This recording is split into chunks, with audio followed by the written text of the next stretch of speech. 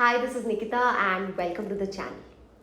The 43rd GST Council meeting was held on 28th of May 2021 and it seemed to be a really long meeting. A lot of relief measures have been announced, and in this video we are going to be discussing the relief measures that have been announced in terms of filing of returns, in terms of annual returns for FY 2021. So stay tuned till the end of the video to know how the due dates have been extended and what are the changes that have been announced. Of course, the notifications will be issued in due course. However, these announcements have been made and so we'll be discussing in this video. Before we get into the video, don't forget to subscribe to the channel and like this video. Let's begin. A very important announcement related to the amnesty scheme has been introduced. A lot of us have been waiting for another amnesty scheme so that we'll have to pay less late fees on the returns that we haven't filed.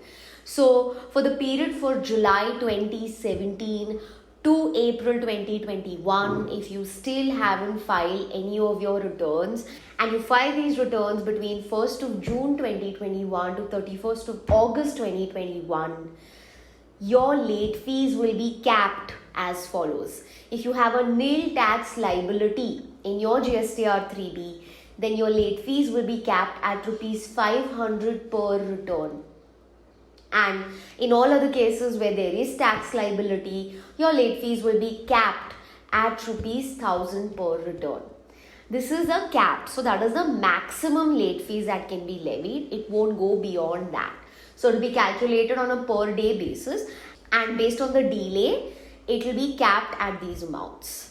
There are no turnover limits to this, so you just have to see whether you have a nil tax liability or you have a tax liability, and you can opt for the amnesty scheme. I believe this is one of the last amnesty schemes that is being offered from July 2017 onwards. So if you still haven't filed those returns, please go ahead and just file it. They've also decided to rationalize the late fees that will be charged. So they want to amend section 47 itself and they want to rationalize the late fees.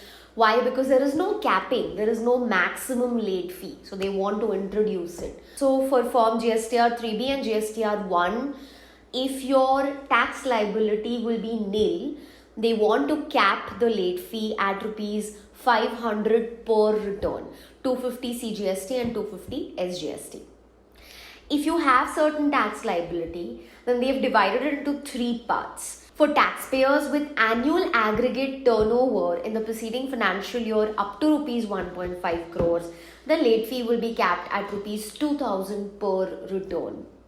For taxpayers with annual aggregate turnover between 1.5 to 5 crores, it will be capped at Rs 5,000 per return. And for taxpayers with annual aggregate turnover above 5 crores, it will be capped at Rs 10,000 per return. So they've provided this capping so that the late fees cannot be imposed more than this. However, the actual late fee will be calculated on the basis of your actual delay days. For composition taxpayers as well, for filing of GSTR 4 with a nil liability, the late fees is capped at Rs 500 per return.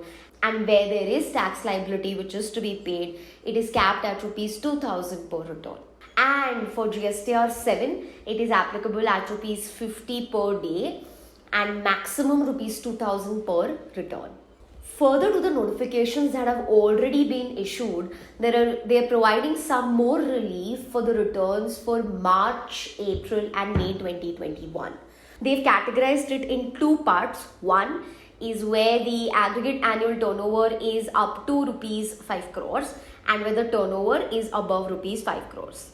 So let's talk about the cases where the turnover is up to Rs 5 crores. In the month of March and April, they've tried to provide some relief in terms of interest liability. So if you're filing your GSTR 3B within 15 days from the due date, your interest liability will be nil. If you're filing up to 45 days within the due date, it will be at 9%. And for the month of April, if you're filing within 15 days, it will be nil. And if you're filing within 30 days, it will be at 9% per annum. More importantly, they've also waived the late fees and the period has been extended. So earlier the GSTR 3B was to be filed within 30 days of the due date for turnover up to 5 crores. Now they've made it 60 days. So you will have to file it within 60 days from your due date. So if your due date is, say you're a monthly filer and your due date is 22nd of April, then in that case you'll have to file within 60 days of 22nd of April so that no late fees will be levied to you. And same is applicable to quarterly filers. So for Jan to March quarter, based on your due date for that quarter, you have to file it within 60 days of the due date. For the month of April, this 60 days has been reduced to 45 days. So in case of monthly filers, you have to file your GSTR 3B within 45 days of the due date for April 2021. Now we talk about May, where you have an annual aggregate turnover up to rupees 5 crores. The interest liability will be nil for the first 15 days from the due date, and for the next 15 days it will be at 9% per annum. And when we talk about late fees waiver, so for the month of May, the late fees is waived for a period up to 30 days within the due date. So if your due date for the month of May is say 20th of June, within 30 days, that is up to 20th of July, you're required to file your GSTR 3B and no late fees will be levied at all. Now, where the annual aggregate turnover is above rupees 5 crores, in that case also they've provided relief. However, they've not provided any further extensions for March and April 2021. So if for April you had to file within 15 days from the due date, you will still have to file within 15 days from the due date, which is 4th of June 2021. There have been no extensions there. However, there are certain extensions that have been given for the month of May 2021. So for May, if you file within 15 days from the due date, you'll have to pay interest at 9% per annum and late fees will be completely waived off. So for May, the due date is 20th of June. You have to file it within 15 days, that is by 5th of July 2021. There's also been an extension of GSTR 1 or IFF for the month of May 2021, just like April. So you'll have to file for May by 26th of June if you're a monthly filer and you have to file GSTR 1. And if you're under invoice furnishing facility, that is IFF, then you'll have to file it by 28th of June 2021.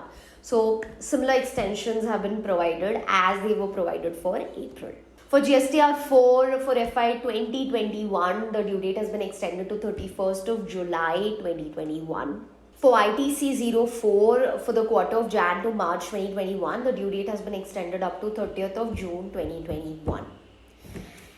For Rule 36.4, that's a very important amendment. Rule 36.4, wherein we are allowed to avail only 105% of the credit that has been uploaded or filed by the supplier. So in that case, this rule will be seen for the tax periods of April, May, June together in the GSTR 3B of June 2021.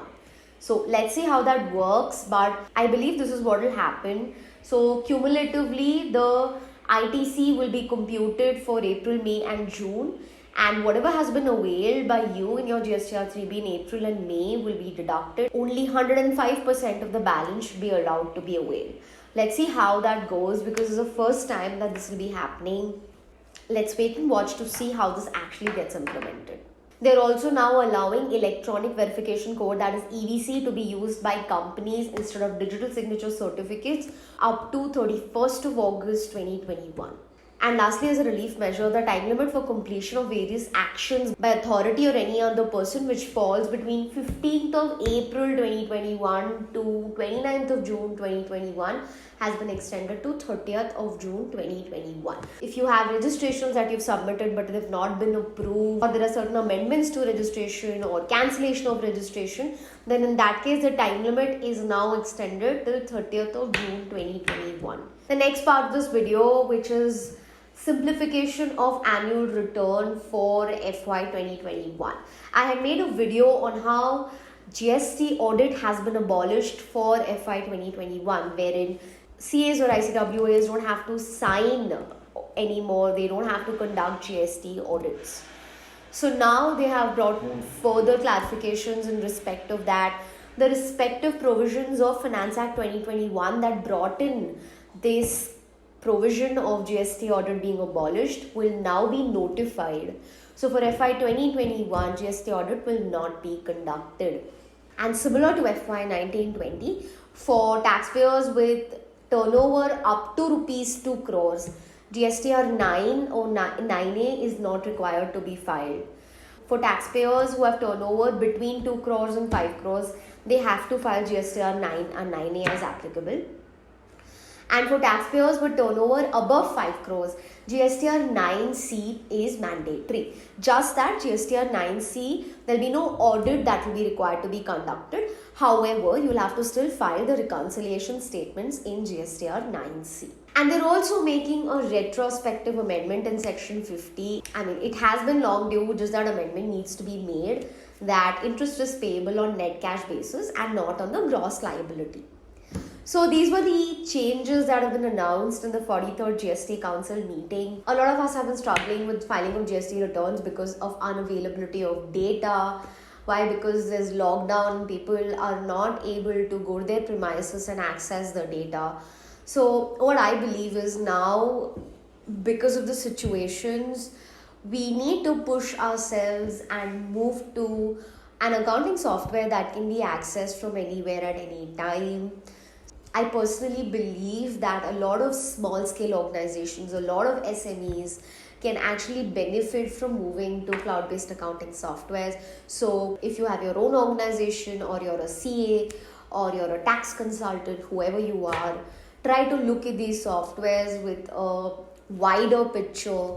And as we go ahead, we need to move to better systems. Hope I could give you a summary of all the relief measures that have been announced by the government in the 43rd GST Council meeting. If you still have questions for me, please ask me in the comment section down below and I will be happy to answer them. My name is Nikita and I will see you guys in the next one.